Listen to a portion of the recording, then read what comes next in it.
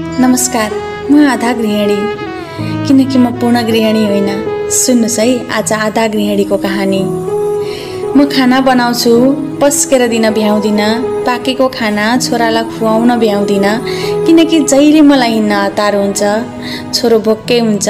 यही कुरो देखेर मेरो मन कति अमिलो हुन्छ।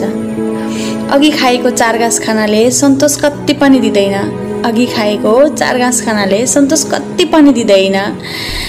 उकालो लाग्दै गरेको घडीको सुईले खाएको थाल पनि नधो भन्छ।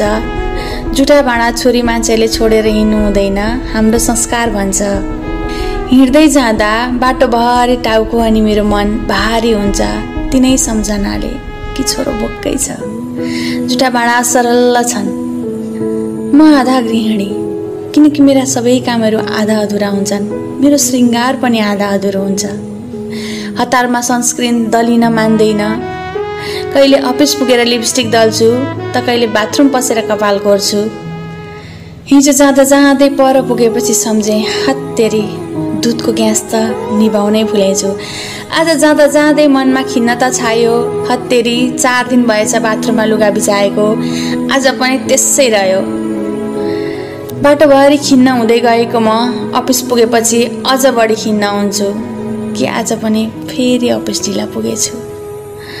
अफिस ढिलो पुग्ने म घर जान भने जहिले पनि हतार गर्छु, किनकि तिनै छोराछोरी बित्छन्, उही घर बित्छ।